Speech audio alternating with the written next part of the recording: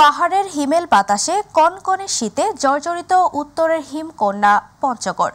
তাপমাত্রা নেমেছে ৮.৪ ডিগ্রিতে। এই জেলায় নেমে আসা মৌসুমের মৃত শৈত্যপ্রবাহের প্রকোপে পর্যাপ্ত শীতবস্ত্রের অভাবে বিপাকে পড়েছেন হতদরিদ্র থেকে নিম্ন আয়ের মানুষ। আজ ভোর ৬টায় তাপমাত্রা রেকর্ড হয়েছে ৮.৪ ডিগ্রি সেলসিয়াস, যা মৃত শৈত্যপ্রবাহ বলে জানা গেছে। গতকাল বৃহস্পতিবার সকাল ৯টায় তাপমাত্রা রেকর্ড হয়েছিল ১২.৬ ডিগ্রি সেলসিয়াস।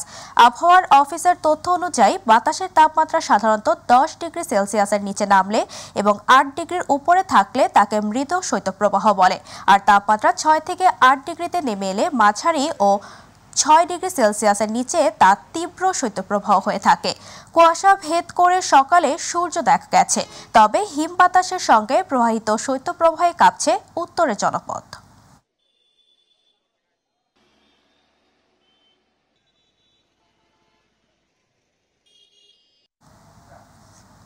সারা দেশে কমছে তাপমাত্রা, বাড়ছে শীতের প্রকোপ। আবহাওয়ার পরিস্থিতির সবশেষ খবর জানাতে সরাসরি যাচ্ছি সহকর্মী রাকিব হাসানের কাছে। তিনি আছেন আবহাওয়া অধিদপ্তর আগারগাঁওয়ে। রাকিব, আবহাওয়া পরিস্থিতি নিয়ে সবশেষ কি তথ্য রয়েছে আপনার কাছে, আমাদের জানাবেন। ধন্যবাদ তাবাসসুম আপনাকে। আসলে আপনি যে কথাটি বলছিলেন যে আমরা যতটুকু জানতে পেরেছি যে উত্তরের জেলা পঞ্চগড়ে কিন্তু এখন সর্বনিম্ন তাপমাত্রা রেকর্ড করা হয়েছে, যেটি ৮.৪ ডিগ্রি সেলসিয়াস। আমরা এই বিষয়টি নিয়ে কিন্তু কথা বলেছিলাম। এখন আবহাওয়া অধিদপ্তরের যে পরিচালক রয়েছেন তিনি আমাদেরকে, একজন আবহাওয়াবিদ, তিনি আমাদেরকে এই বিষয়টি জানিয়েছেন যে এই তাপমাত্রা কিন্তু আগামী আরও 2 দিন কমার সম্ভাবনা রয়েছে। বিশেষ করে আগামী 2 দিন পর আবার তাপমাত্রা বাড়তে পারে। যেহেতু উত্তর অঞ্চলগুলোতে তিনি জানিয়েছেন যে মৃদু শৈত্যপ্রবাহ বইছেন এবং সেই শৈত্যপ্রবাহের কারণেই কিন্তু এই তাপমাত্রা ৮.৪ ডিগ্রি সেলসিয়াসে নেমে গিয়েছেন। এই তাপমাত্রা নিয়ে আমরা যে বিষয়গুলো আসলে আরও জানতে চেয়েছিলাম যে যেহেতু এবার একটু আগে থেকেই আসলে শীতের প্রকোপটা আমরা লক্ষ্য করতে পারছি। তারা বারবার বলছিল যে জানুয়ারি থেকে শীতের প্রকোপ বাড়বে, সেই প্রকোপটা কিন্তু আমরা অনেক আগে থেকেই ডিসেম্বরের এই মাঝামাঝি সময় থেকে কিন্তু শীতের প্রকোপটা আমরা দেখতে পেরেছি। তারা বলছেন যে এই প্রকোপটা কিন্তু আরও বাড়তে পারে, অর্থাৎ ডিসেম্বর শেষ দিকে আরও একটি শৈত্যপ্রবাহ হতে পারে এবং সেই সময় কিন্তু তাপমাত্রা আরও অনেকটাই কমে যেতে পারে। এছাড়া সারা দেশের যে তাপমাত্রা তিনি আমাদেরকে জানিয়েছেন যে অন্যান্য জেলাগুলো, বিশেষ করে উত্তরাঞ্চলের জেলাগুলোতে জানুয়ারি থেকে আরও তীব্র শীত অনুভূত হবে এবং রাত এবং দিনের তাপমাত্রা আরও অনেকটাই কমে যাবে। আমরা যদি রাজধানীর কথা বলি, যে রাজধানীতেও কিন্তু এবার একটু আগে থেকেই শীতের প্রকোপ আমরা দেখতে পেয়েছি, যে আসলে ঠান্ডা অনেকটাই পড়েছে, রাত এবং দিনের তাপমাত্রা কিন্তু কমেছে। এই তাপমাত্রা কিন্তু জানুয়ারির প্রথম দিকে আর অনেকটাই কমে যাবে। তবে এখনো পর্যন্ত রাজধানীর শৈত্যপ্রবাহের কোনো সম্ভাবনা নেই, তবে তাপমাত্রা 10 ডিগ্রি সেলসিয়াসের কাছাকাছি চলে আসতে পারে বলে ধারণা করা হচ্ছে। এবার কুয়াশার বিষয়টি তিনি জানিয়েছেন যে বিগত বছরের তুলনায় এবছর কিন্তু কুয়াশার পরিমাণও অনেকটাই বেড়ে যাবে এবং সে কারণে কিন্তু কারণ হিসেবে অনেকটাই তিনি দায়ী করছেন জলবায়ুকে। তিনি যে বায়ু দূষণের যে বিষয়গুলো রয়েছে, বায়ুতে যে ধূলি দূষণ রয়েছে, সেই দূষণের কারণেই কিন্তু এই জলবায়ুর প্রকোপটা বাড়ছে এবং জলবায়ু প্রকোপের কারণেই কিন্তু কুয়াশা আরও ঘন হয়ে যাচ্ছেন এবং কুয়াশা দীর্ঘস্থায়ী হচ্ছেন এবং রাত এবং দিনেই কিন্তু প্রচণ্ড এই কুয়াশাগুলো থাকছে। তো সবকিছু মিলিয়ে যদি আমরা বলি যে উত্তরাঞ্চলের তাপমাত্রা কিন্তু এই বছরের শেষে আবারও শৈত্যপ্রবাহের সম্ভাবনা রয়েছেন। বিশেষ করে পঞ্চগড়, রাজশাহী সহ এই চুয়াডাঙ্গার এই জেলাগুলোতে কিন্তু শৈত্যপ্রবাহ বাড়তে পারে, তাপমাত্রা বাড়তে পারে, তাপমাত্রা কমতে পারে। আর বিশেষ করে দক্ষিণাঞ্চলের তাপমাত্রা অনেকটা স্বাভাবিক রয়েছে এবং আমরা আজকে আবহাওয়া অফিস থেকে যেটি জানতে পেরেছি, কক্সবাজার বা চট্টগ্রামের তাপমাত্রা কিন্তু অনেক ছিল। গতকালকে তারা যে রেকর্ড করেছে যেটি 29 ডিগ্রি সেলসিয়াস তাপমাত্রা, 28 ডিগ্রি, কোথাও 26 ডিগ্রি, আসলে এই ধরনের তাপমাত্রা রয়েছে। তো দক্ষিণাঞ্চলের তাপমাত্রা অনেকটাই বেশি এবং উত্তরাঞ্চলের তাপমাত্রা কমছে এবং এই তাপমাত্রা হয়তো বা শৈত্যপ্রবাহ আরও আসতে পারে এবং জানুয়ারির প্রথম থেকে এই তাপমাত্রা অনেকটাই কমে যাবে বলে তারা আবহাওয়াবিদরা আমাদেরকে জানিয়েছেন। তাবাসসুম। রাকিব, আপনাকে ধন্যবাদ। দর্শক, আবহাওয়া অধিদপ্তর আগারগাঁও থেকে আবহাওয়ার পরিস্থিতির সবশেষ খবর জানাচ্ছিল আমাদের সহকর্মী রাকিব হাসান। কনকনে শীতে ঘন কুয়াশার কারণে 5.5 ঘন্টা বন্ধ থাকার পর পাটুরিয়া দৌলতদিয়া রুটে নৌ চলাচল শুরু হয়েছে। বৃহস্পতিবার রাত 2টা থেকে এই রুটে ফেরি চলাচল সম্পূর্ণ বন্ধ ঘোষণা করেছে বিআইডব্লিউটিসি কর্তৃপক্ষ। এতে দুর্ভোগে পড়ে যাত্রী, শ্রমিক ও ব্যবসায়ীরা। বিআইডব্লিউটিসি কর্তৃপক্ষ জানায় বৃহস্পতিবার রাতে কুয়াশার কারণে পাটুরিয়া দৌলতদিয়া ফেরি চলাচল ব্যাহত হচ্ছিল। মধ্যরাতে কুয়াশা তীব্র আকার ধারণ করলে চ্যানেলের বিকন বাতি এবং মার্কিং পয়েন্টের কিছুই দেখা যাচ্ছিল না। পরে রাত 2টার দিকে দুর্ঘটনা এড়াতে এই নৌরুটে ফেরি চলাচল সম্পূর্ণ বন্ধ ঘোষণা করে বিআইডব্লিউটিসি কর্তৃপক্ষ। সকাল 9টার পর কুয়াশার প্রকোপ কমে এলে আবারও যান চলাচল শুরু হয়।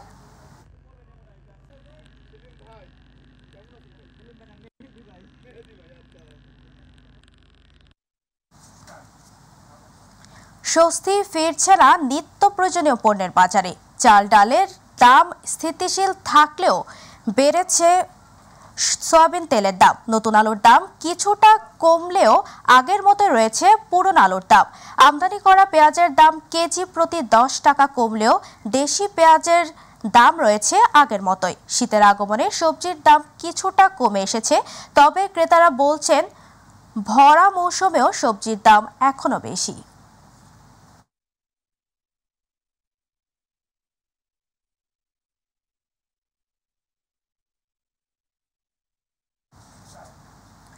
সাভারে দিন দিন বাড়ছে সড়ক দুর্ঘটনা, ঝরে যাচ্ছে তাজা প্রাণ। দুর্ঘটনা রোধে ঢাকা আরিচা মহাসড়ক 4 লেন ও উভয় পাশে সার্ভিস লেন করা হলেও কমছে না যানজট ও সড়ক দুর্ঘটনা। সচেতন নাগরিকরা মনে করছেন মহাসড়কে ব্যাটারি চালিত রিকশার অবাধ চলাচল, যত্রতত্র লোকাল বাসের যাত্রী ওঠানামা এবং ঝিমিয়ে পড়া ট্রাফিক ব্যবস্থায় এমনটা হচ্ছে। সাভার প্রতিনিধি আসাদুজ্জামান খায়রুলের রিপোর্ট। গত এক মাসে সাভার থানার অধীনেই মহাসড়কে দুর্ঘটনায় প্রাণ হারিয়েছেন 15 জন। গত মাসে গড়ে প্রতি 2 দিনে একটি করে প্রাণ ঝরেছে সাভার মহাসড়কে। লাইনে বাস আছে, সামনে থেকে মাইরে দিছে, উল্টে পড়ে গেছিল। এমন একটা জায়গা, এখানে এদিক ওদিক থেকে আসা লাগে। আচ্ছা, আমরা যাওয়ার সময় সাবধানে যাবনি। যে রিক্সা গিলা উল্টা গিয়ে আরো বেদাল বাঁধায় আর কি। লোকাল বাসগুলোর যত্রতত্র থামানো, লেন না মেনে মহাসড়কে যাত্রী ওঠানামা, সাথে ব্যাটারি চালিত অটোরিকশার কোনো কিছুর তোয়াক্কা না করে উল্টো পথে চলাচলের ফলেই এমন দুর্ঘটনা বাড়ছে বলে মনে করেন সচেতন নাগরিক সমাজ। যানবাহনের শৃঙ্খলা আনার জন্য আরো আন্তরিক হতে হবে এবং যারা আমরা পথচারী আমরা আমাদেরও দায়িত্বশীল হতে হবে। দ্রুত মহাসড়কে ব্যাটারি চালিত রিকশা চলাচল নিয়ন্ত্রণ করা, ট্রাফিক ব্যবস্থা আরও কার্যকর এবং যাত্রী ও চালকদের সতর্কতা না বাড়ালে সড়ক দুর্ঘটনা কমবে না বলে মনে করেন নিরাপদ সড়ক আন্দোলনের কর্মীরা। প্রতিদিন যেগুলো হচ্ছে এগুলো কোনো কেস মামলা হয় না, এগুলো কিন্তু ডাটার বাইরেই থেকে যায়। এটা আমরা কালেকশন করি, তো আমরা ধারণা করছি মোটামুটি এভারেজে একটা করে প্রতিদিন মৃত্যু হচ্ছে বা কম বেশি। মহাসড়কে দুর্ঘটনা রোধে কাজ করছে দাবি করেছে হাইওয়ে প্রশাসন। চেষ্টা করছে যাত্রী সহ চালকদের ট্রাফিক আইন মেনে চলাচল করাতে। এসব যেন ঘটনা না ঘটে আমরা আমাদের সাধ্য অনুযায়ী চেষ্টা করি। জনগণের প্রতি আমাদের আহ্বান থাকবে তারা যেন ট্রাফিক রুলস মেনে গাড়ি চালায়। সাভারে মহাসড়ক সড়কগুলোতে দুর্ঘটনার সংখ্যা দিন দিন বেড়েই চলছে। ঝরে যাচ্ছে তাজা প্রাণ এবং বাড়ছে লাশের মিছিল। হঠাৎ করে ধ্বংস হয়ে যাচ্ছে একটি পরিবার। এরকম অনাকাঙ্ক্ষিত মৃত্যু কারোরই কাম্য নয়। তাই অতি সত্বর ঝিমিয়ে পড়া এই ট্রাফিক ব্যবস্থাকে চালু করে প্রয়োজনীয় ব্যবস্থা গ্রহণ করবেন কর্তৃপক্ষ, এমনটাই আশা করছেন সাভারের জনগণ এবং ভুক্তভোগীরা। আসাদুজ্জামান খায়রুল, সাভার, মাই টিভি। আইসিসি চ্যাম্পিয়ন্স ট্রফি দেখা ও ছবি তোলার উৎসবে মেতেছে ঢাকার দর্শকরা। বৃহস্পতিবার বসুন্ধরা সিটি কমপ্লেক্সে প্রদর্শনীর পর আজ চ্যাম্পিয়ন্স ট্রফির প্রদর্শনী হচ্ছে মিরপুরের হোম অফ ক্রিকেটে। ট্রফির সাথে ছবি তুলে মুহূর্তটাকে স্মরণীয় করে রাখেন মুঠোফোনের অ্যালবামে। ট্রফি প্রদর্শনীতে কুইজ গেম সহ বিভিন্ন আয়োজন রাখা হয় দর্শনার্থীদের জন্য, দেওয়া হয় পুরস্কারও। ক্রিকেটার, সংগঠক সহ গণমাধ্যম কর্মীদের জন্যই এই প্রদর্শনীর আয়োজন করেছে আইসিসি। আগামী বছর ফেব্রুয়ারিতে পাকিস্তানের চ্যাম্পিয়ন্স ট্রফির নবম আসর হওয়ার কথা থাকলেও ভারতের ভেটোতে অনিশ্চিত হয়ে পড়েছে টুর্নামেন্টের ভবিষ্যৎ।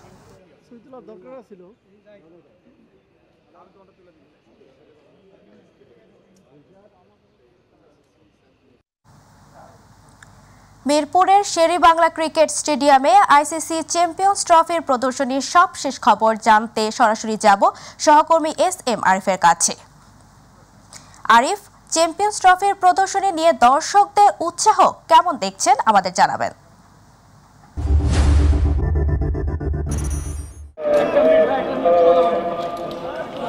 তাবাসসুম দীর্ঘ 7 বছর পর চ্যাম্পিয়ন্স ট্রফি আয়োজিত হতে যাচ্ছে এবং ধরা যাচ্ছে যে একটি ভালো উন্মাদনা থাকার কথা ছিল। তবে আমরা বাংলাদেশে যে ট্রফি টুরটা হয়েছে, আমরা শুরু থেকে যদি বলি 9 তারিখ বাংলাদেশে এই চ্যাম্পিয়ন্স ট্রফি এসেছে। এরপর আমরা দেখেছি কক্সবাজারে 11 তারিখ কিন্তু লাবণী বিচে সেটি প্রদর্শিত হয়েছিল।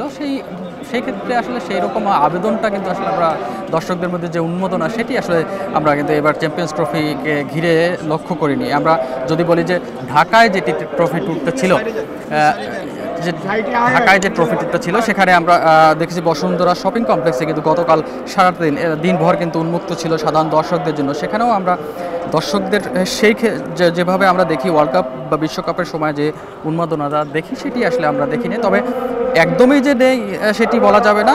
চ্যাম্পিয়ন্স ট্রফি জানেন যে বাংলাদেশ ক্রিকেট একটি বড় একটি অংশ জুড়ে আছে, সেখানে আসলে দর্শকরা কিন্তু ক্রিকেট পছন্দ করেন। সেক্ষেত্রে কিন্তু আমরা দেখেছি কিছু কিছু দর্শক কিন্তু বসুন্ধরা সিটিতে এসেছেন এবং সামনে থেকে এই যে ট্রফিগুলো আসে বাংলাদেশে বিশ্বকাপ সহ এইগুলো সামনে থেকে যে দেখার একটি আনন্দ সেটি আসলে অনেকেই মিস করতে চান না। আমরা গতকালও সাধারণ দর্শকদের মধ্যে কিন্তু সেই উন্মাদনা দেখতে পেয়েছি। এবং আজকে যদি বলি আমরা বিসিবিতে জানেন যে প্রতিবারেই একটা বিসিবিতে সেশন থাকে, আজকেও সকাল 11টার দিকে এই ট্রফিটি বিসিবিতে এসেছে এবং সেখানে যারা গণমাধ্যম কর্মী আছে তারাই কিন্তু প্রথমে আমার ট্রফিটির সাথে ছবি তুলেছে এবং পাশাপাশি ক্রিকেটাররা যদিও এখন জানেন যে জাতীয় দল দেশের বাইরে রয়েছে, ওয়েস্ট ইন্ডিজের ট্যুর করতেছে এবং পাশাপাশি যদি বলি যে এনসিএল চলতেছে, বেশিরভাগ ক্রিকেটারই কিন্তু আসলে সিলেটে রয়েছে। সেক্ষেত্রে ক্রিকেটারদের সাথে ফটো সেশন শুধুমাত্র আমরা যেটুকু জেনেছি নারী ক্রিকেটাররা থাকতে পারেন, পাশাপাশি কিছু জুনিয়র লেভেলের ক্রিকেটাররা এখানে থাকতে পারেন। বিসিবির যারা কর্তা রয়েছেন তারাও কিন্তু আমরা দেখেছি ইতিমধ্যে এসেছেন এবং তারাও এই ট্রফির সাথে ছবি তুলবেন অবশ্যই, এবং সাবেক ক্রিকেটাররাও অনেকে আসবেন সেটাও আমরা জানতে পেরেছি। পাশাপাশি আরেকটি বিষয়, এই যে ট্রফিগুলো আসে চ্যাম্পিয়ন্স ট্রফি, সেখানে আসলে যে কোনো দেশের বিভিন্ন যে আকর্ষণীয় স্থানগুলো সেখানে কিন্তু নেওয়া হয় এবং আকর্ষণীয় যে জিনিসগুলো আছে সেটির সাথে ট্রফির সাথে ছবি বা প্রদর্শিত করা হয়। আমরা সেটি জানতে পেরেছি। এবার বাংলাদেশে যেটি জানেন যে রিক্সা খুব জনপ্রিয়, সেইখানে আমরা জেনেছি যে রিক্সা একটি প্রদর্শন থাকতে পারে এবং বিসিবিতেই সেটি হতে যাচ্ছে, সেটিও আমরা জানতে পেরেছি। এবং আজকেই কিন্তু এই বাংলাদেশে যে ট্রফিটা টুর দিচ্ছে সেটি শেষ দিন। আজকের বেলা 3টার দিকে মিরপুর থেকে ট্রফি নিয়ে চলে যাওয়া হবে এবং আজকে বাংলাদেশ ত্যাগ করবে ট্রফি এবং এই বাংলাদেশের পর এই ট্রফিটি কিন্তু যাবে আমরা জানতে পেরেছি দক্ষিণ আফ্রিকায় এবং এরপর অস্ট্রেলিয়া, নিউজিল্যান্ড, ভারত হয়ে আবার ঠিক পাকিস্তানে, যেখানে আসলে এবার চ্যাম্পিয়ন্স ট্রফির আসরটি বসতে যাচ্ছে, সেখানে কিন্তু ফিরে যাবে ট্রফিটি। একটু জানিয়ে রাখি যে আবেদনের কথা বলছিলাম যে কিছুটা কম দেখা যাচ্ছে, সেটির একটি কারণ কিন্তু হতে পারে এখন পর্যন্ত আসলে চ্যাম্পিয়ন্স ট্রফি আয়োজন নিয়ে কিন্তু শঙ্কাটা রয়ে গেছে। কারণ জানেন যে ভারত কিন্তু পাকিস্তানে যেতে আগে থেকেই আপত্তি জানিয়ে রেখেছিল এবং তারা কিন্তু তাদের অবস্থানের অনড়। গত যে আইসিসি যে মিটিংটি হয়েছে সেখানেও কিন্তু তারা এই বিষয়টিতে অনড় থেকেছেন এবং পাকিস্তান কিন্তু প্রথমে অনড় থাকলেও কিছুটা সুর নরম করেছিল যে ভারত যে চ্যাম্পিয়ন্স ট্রফি আয়োজনের যে ক্ষেত্রে যেটি বলেছে যে তারা অন্য কোনো পাকিস্তানের না অন্য কোনো জায়গায় কিন্তু তারা খেলতে চান এবং সেটিকে পাকিস্তান কিছুটা সুর নরম করলেও তারা কিন্তু বিভিন্ন শর্ত কিন্তু জুড়ে দিয়েছিলেন সেখানে। সেই শর্তগুলোর মধ্যে কিন্তু একটি ছিল যে আইসিসির যে লভ্যাংশ সেটি যেন বৃদ্ধি করে। সেই কারণে আসলে এখন পর্যন্ত বলা যায় যে কিছুটা হলেও আসলে এখন পর্যন্ত শঙ্কা রয়ে গেছে ভারতের বিপক্ষে। তবে আইসিসি ট্রফি টুরটা যে ঠিকভাবে হচ্ছে সেটি কিন্তু এই ছিল আমার কাছে সর্বশেষ। আরিফ, আপনাকে ধন্যবাদ। দর্শক, মিরপুর শেরেবাংলা স্টেডিয়াম থেকে আইসিসির চ্যাম্পিয়ন্স ট্রফি প্রদর্শনী সর্বশেষ তথ্য জানাচ্ছিল আমাদের সহকর্মী SM আরিফ। বাঙালির ঐতিহ্যপ্রয়োজনীয় এক টুকরো কাপড়ের নাম হচ্ছে গামছা। কালের বিবর্তনে তোয়ালে ও রুমাল ব্যবহারের জনপ্রিয়তা বাড়লেও কমেনি গামছার চাহিদা। সে চাহিদা মাথায় রেখে সিরাজগঞ্জের বিভিন্ন অঞ্চলে তৈরি হচ্ছে বাহারি রকমের গামছা। রং সুতার দাম বৃদ্ধি ও সিন্ডিকেটের কারণে আগের মতো পুষিয়ে উঠতে পারছেন না তাঁতিরা। এই পেশা টিকিয়ে রাখতে বাজার ব্যবস্থা মনিটরিং সহ তাঁতিদের বিভিন্ন প্রশিক্ষণের ব্যবস্থা করছে বলে জানিয়েছে তাঁত বোর্ড। প্রতিনিধি HM মোনায়েম খান এর রিপোর্ট, জানাচ্ছেন ইলিয়াস কোমল। সিরাজগঞ্জের সদর, বেলকুচি, পাঁচলিয়া, নলকা, পাইকোষা, আমডাঙ্গা ও রায়গঞ্জের রুদ্রপুর সহ জেলার বিভিন্ন স্থানে তৈরি হয় বাহারি ধরনের গামছা। সেই গামছা হাট নিয়ে যান বিক্রির জন্য।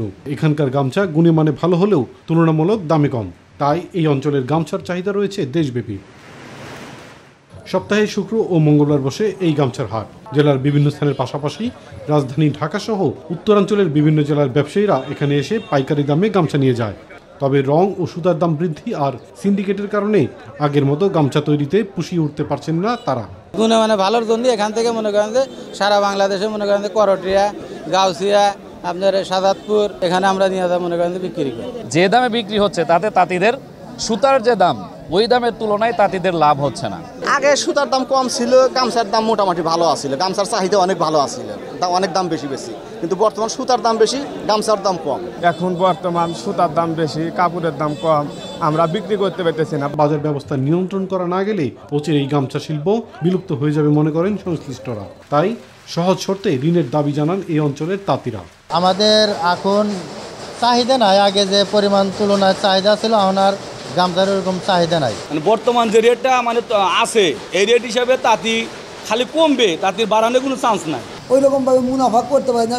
অনেক তাঁতি প্রায় আমরা সবাই এনজিওর কাছে ঋণী। ঐতিহ্যবাহী পেশাকে টিকিয়ে রাখতে বাজার ব্যবস্থা মনিটরিং করা সহ তাঁতিদের বিভিন্ন ধরনের প্রশিক্ষণের ব্যবস্থা করা হচ্ছে জানিয়েছে তাঁতবন। তাঁতিরা তাদের রং এবং রাসায়নিক কেনার জন্য অনেক সময় তাদের প্রতারণার শিকার হতে হয় বিভিন্ন সিন্ডিকেটের জন্য। তো সেক্ষেত্রে আমরা খুবই রিসেন্ট বাংলাদেশ তাঁত বোর্ডের হেড অফিসে আমরা সেটার জন্য সুপারিশ করেছি। সিরাজগঞ্জের প্রায় 100 বছর প্রাচীন এই গামছার হাটে প্রতি হাটেই প্রায় 2 থেকে 3 কোটি টাকার গামছা ও সুতা বিক্রি হয়ে থাকে। ইলিয়াস কমল, মাই টিভি। এবার আমাদের কৃষি।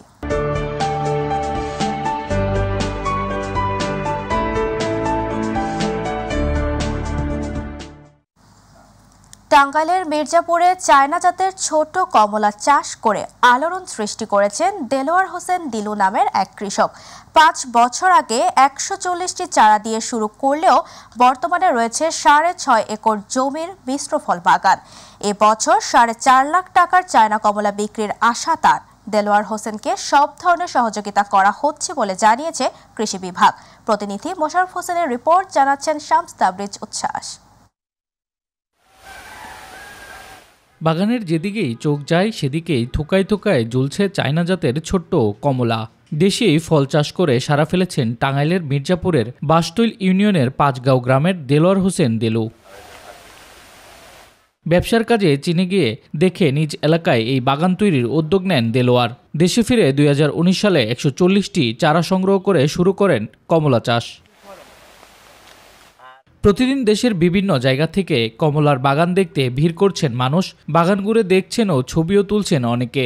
এতে করে আমরা দেখা যাচ্ছে যে এখানে ফরমালিন মুক্ত ফল পাচ্ছি, তো আমরা স্বাস্থ্যের দিকেও এগুলো খুব ভালো, স্বাস্থ্যের পক্ষেও ভালো। আমাদের বাংলার মাটিতে অবশ্যই অন্য দেশের চেয়ে মনে হয়, আমি মনে করি যে বেশি উর্বরযোগ্য মাটি এবং ভালো ফলন হয়। বেশি কিছু দিন লাগে না, মনে হয় যে 1 থেকে 2 বছরের মধ্যে প্রত্যেকটা গাছে ফল আসে। ভাবতাম যে পাগলামি করতেছে, এগুলা কি করতেছে, আবাদি জমি নষ্ট করে, এখন দেখা গেল উনি তাক লাগিয়ে দিছে। বাগান তৈরির শুরুতে এলাকাবাসী ও পরিবারের কাছ থেকে হাসির পাত্র হলেও এখন তারাই উৎসাহ দিয়ে বাগান তৈরির উদ্যোগ নিচ্ছেন। এবছর 4.5 লাখ টাকার কমলা বিক্রির আশা দেলোয়ারের। আমি মনে করব যে আপনার নিজেরও বেকারত্ব ঘুচবে, সেই সাথে বিদেশ থেকে আমরা প্রতি বছর এই ফল আনার জন্য যে পরিমাণ আমাদের টাকা বিদেশে চলে যাচ্ছে ডলার হয়ে, তো ওই টাকাটা আর আমাদের বিদেশে যাবে না। দেলোয়ারকে বিভিন্ন প্রযুক্তি ও পরামর্শগত সহায়তা দেওয়া হচ্ছে বলে জানিয়েছে কৃষি বিভাগ। চায়না কমলার ফলন দেশে আরও সহজ হলে দেশের পুষ্টি চাহিদা পূরণের পাশাপাশি সাশ্রয়ী হবে বৈদেশিক মুদ্রাও। বাংলাদেশের আবহাওয়া আসলে চায়না কমলা চাষের জন্য আসলে উপযোগী আবহাওয়া, তবে সব ক্ষেত্রে আশা করি বাংলাদেশের সব জায়গায় হবে। দেশে চায়না জাতের ছোট্ট কমলার ব্যাপক সম্ভাবনা থাকায় কমলার বাগান ছড়িয়ে দিতে উদ্যোক্তা তৈরি করবে কৃষি বিভাগ, এমনটাই প্রত্যাশা স্থানীয়দের। শামস তাবরিজ উচ্ছ্বাস, মাই টিভি নিউজ ডেস্ক।